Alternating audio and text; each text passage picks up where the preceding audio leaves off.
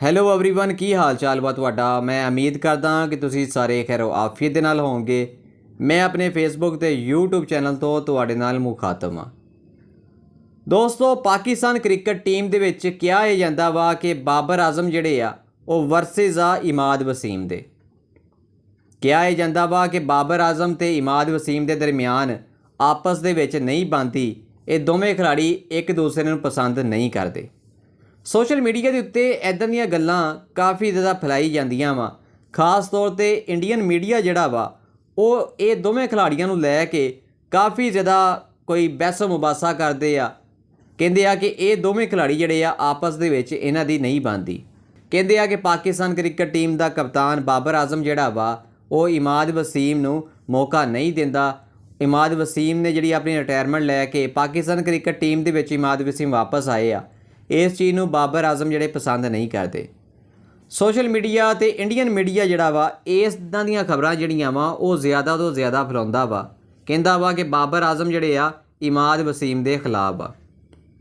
ਹਰਗਜ਼ ਯਾਰ ਇੱਦਾਂ ਦੀ ਕੋਈ ਗੱਲ ਨਹੀਂ ਆ, ਕਿਉਂਕਿ ਬਾਬਰ ਆਜ਼ਮ ਜਿਹੜੇ ਆ ਇੱਕ ਟਾਪ ਕਲਾਸ ਦੇ ਬੈਟਸਮੈਨ ਵਾ। ਜਿਹੜੇ ਇਮਾਦ ਵਸੀਮ ਆ ਇੱਕ ਟਾਪ ਕਲਾਸ ਦੇ ਉਹ ਆਲਰਾਊਂਡਰ ਵਾ। ਅੱਛੀ ਬੋਲਿੰਗ ਵੀ ਇਮਾਦ ਵਸੀਮ ਕਰਾਉਂਦੇ ਆ ਤੇ ਬੈਟਿੰਗ ਵੀ ਅੱਛੀ ਕਰਦੇ ਆ। ਕਾफ़ी ज़्यादा टैलेंटेड खिलाड़ी आ इमाद वसीम। हालांकि बाबर आजम ਨੂੰ ਵੀ ਇਸ ਚੀਜ਼ ਦਾ ਪਤਾ ਵਾ ਕਿ ਇਮਾਦ ਵਸੀਮ ਕਿੰਨੇ ਟੈਲੈਂਟਡ ਖਿਡਾਰੀ ਆ, ਮੈਚ ਵਿਨਰ ਖਿਡਾਰੀ ਆ। ਲੇਕਿਨ ਇਹ ਗੱਲਾਂ ਕਿਉਂ ਹੋ ਰਹੀਆਂ ਵਾ ਸੋਸ਼ਲ ਮੀਡੀਆ ਤੇ ਇੰਡੀਅਨ ਮੀਡੀਆ ਇੱਦਾਂ ਦੀਆਂ ਗੱਲਾਂ ਕਿਉਂ ਫੈਲਾਉਂਦਾ ਪਿਆ ਵਾ? ਵਜ੍ਹਾ ਦਰਅਸਲ ਇਹ ਆ ਕਿ ਇਮਾਦ ਵਸੀਮ ਤੇ ਬਾਬਰ ਆਜ਼ਮ ਦੀ ਇੱਕ ਵੀਡੀਓ ਜਿਹੜੀ ਵਾਇਰਲ ਹੋਈ ਸੀ ਕੁਝ ਦਿਨ ਪਹਿਲਾਂ ਦੀ ਗੱਲ ਆ ਕਿ ਟ੍ਰੇਨਿੰਗ ਕਰਦੇ ਪਏ ਸੀ। ਟ੍ਰੇਨਿੰਗ ਸੈਸ਼ਨ ਦੇ ਵਿੱਚ ਬਾਬਰ ਆਜ਼ਮ ਤੇ ਇਮਾਦ ਵਸੀਮ ਜਿਹੜੇ ਆ ਆਪਸ ਦੇ ਵਿੱਚ ਬਹਿਸ ਮੁਬਾਸਾ ਕਰਦੇ ਪਏ ਸੀ।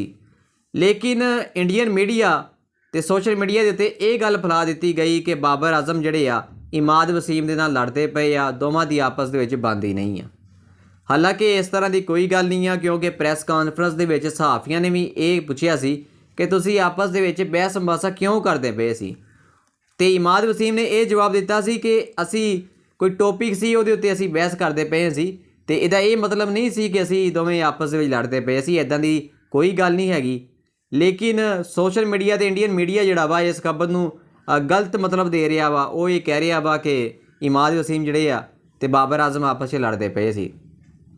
ਇੰਡੀਅਨ ਮੀਡੀਆ ਇਹ ਵੀ ਗੱਲ ਕਰਦਾ ਪਿਆ ਵਾ ਕਿਉਂਕਿ ਇਮਾਦ ਵਸੀਮ ਜਿਹੜੇ ਆ ਉਹਨੇ ਪਾਕਿਸਤਾਨ ਦੇ ਨਿਊਜ਼ ਚੈਨਲ ਜਿਹੜੇ ਆ, ਖਾਸ ਤੌਰ 'ਤੇ ਸਪੋਰਟਸ ਦੇ ਜਿਹੜੇ ਚੈਨਲ ਆ ਉਹਦੇ ਉੱਤੇ ਉਹਨੇ ਇਹ ਗੱਲ ਕੀਤੀ ਸੀ ਕਿ ਬਾਬਰ ਆਜ਼ਮ ਨੂੰ T20 ਕ੍ਰਿਕਟ ਟੀਮ ਦੇ ਵਿੱਚ ਨਹੀਂ ਹੋਣਾ ਚਾਹੀਦਾ।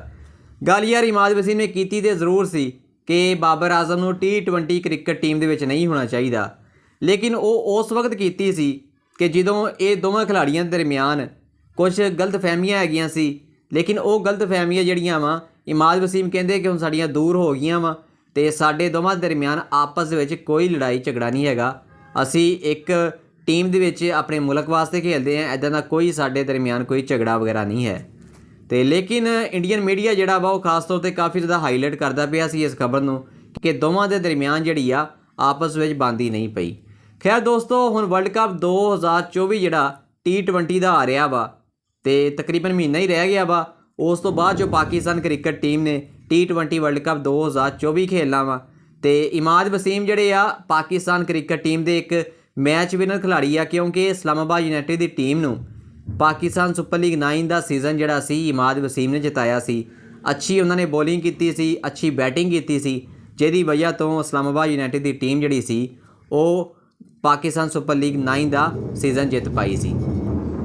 ਹੁਣ ਕਿਹਾ ਇਹ ਜਾ ਰਿਹਾ ਵਾ ਕਿ T20 ਵਰਲਡ ਕੱਪ 2024 ਦੇ ਵਿੱਚ ਇਮਾਦ ਵਸੀਮ ਨੂੰ ਮੌਕਾ ਦਿੱਤਾ ਜਾਏਗਾ ਤੇ ਉਮੀਦ ਇਹੀ ਕੀਤੀ ਜਾ ਰਹੀ ਆ ਕਿ ਬਾਬਰ ਆਜ਼ਮ ਦੀ ਕਪਤਾਨੀ ਦੇ ਵਿੱਚ ਇਮਾਦ ਵਸੀਮ ਪਾਕਿਸਤਾਨ ਕ੍ਰਿਕਟ ਟੀਮ ਵਾਸਤੇ ਅੱਛਾ ਪਰਫਾਰਮ ਕਰਨਗੇ।